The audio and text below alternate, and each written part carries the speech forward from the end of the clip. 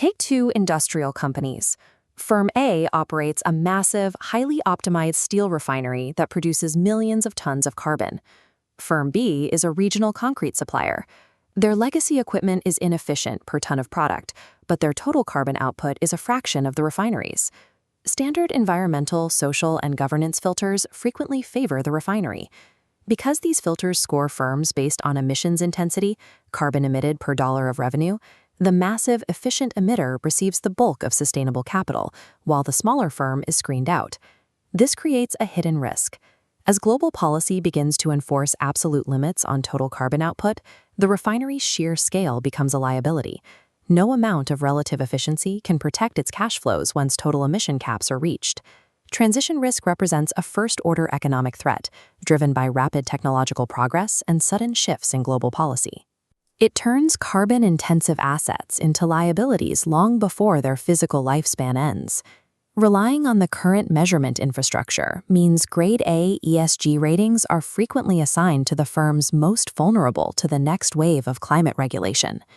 Two primary heuristics currently dominate climate finance: the drive to optimize portfolios for carbon intensity and the preference for funding the cheapest abatement options first. These heuristics encourage a misallocation of capital that delays the global timeline for decarbonization. Successfully financing the low-carbon transition requires a move away from single-metric efficiency scores toward the aggressive funding of expensive, heavy industry retrofits. Continuing to rely on outdated economic assumptions increases the likelihood of systemic asset stranding across global portfolios. Emissions intensity is the standard ratio used in portfolio screening. Calculate it by dividing total emissions by total revenue. When prices increase, the denominator expands. The intensity score drops into a clean category, even if total carbon emitted remains unchanged. True transition risk manifests through two channels. The first is a cash flow effect, where regulation strands high carbon assets. The second is a discount rate effect, where shifting investor preferences cause carbon-intensive earnings to be discounted more heavily. Using intensity as a proxy for this risk assumes that absolute scale is irrelevant, that a global steel mill and a local bakery face the same exposure if their emissions to revenue ratios match. While intensity is useful for calibrating carbon taxes, it fails as a tool for pricing financial risk, because it ignores the relationship between firm size and total regulatory exposure. Consider two portfolios with identical average intensity scores. Looking at the risk distribution, the first clusters around the mean. The second is highly polarized, masking significant tail risk. It balances zero carbon assets against extreme heavy emitters, leaving them highly vulnerable to sudden policy shifts. Investors who rely solely on intensity averages leave themselves exposed to absolute emission shocks that the headline numbers cannot capture. Traditional economics suggests harvesting low-hanging fruit first, identifying the cheapest possible ways to reduce emissions before moving to complex, expensive industrial transitions. This marginal abatement cost curve ranks projects from lowest to highest cost. Adding a time axis reveals a conflict. The most expensive industrial projects require the longest lead times. Waiting for carbon prices to rise guarantees missing our long-term targets.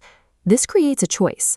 Spend $15 per ton for an immediate HVAC upgrade in a commercial building, or $25 per ton to begin the multi-year process of electrifying a city's public transit network.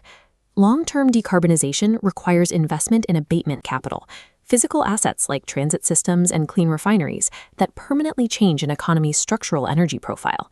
The $25 investment is often the superior choice.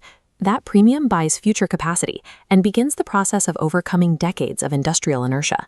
By focusing on the levelized cost of conserved carbon, we can account for the future value of this capital. This makes early investment in expensive heavy industry mathematically optimal. Chasing only the cheapest short-term reductions ensures that the critical infrastructure needed for the final stages of the transition will not be ready in time. Many financial institutions avoid carbon-intensive commodities to protect themselves from greenwashing allegations and reputational risk.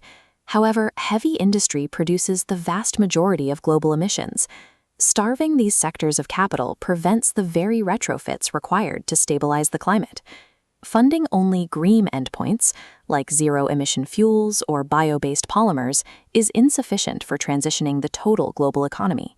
A heavy industry taxonomy provides a framework for transition financing. Eligible transition projects include efficient refining and cogeneration processes. To maintain integrity, the taxonomy sets strict benchmarks. An upgrade only qualifies if it achieves a 25 to 50% emissions reduction. These transition pathways exist alongside pure clean projects, like site remediation, electric service vehicles, and renewable power transmission.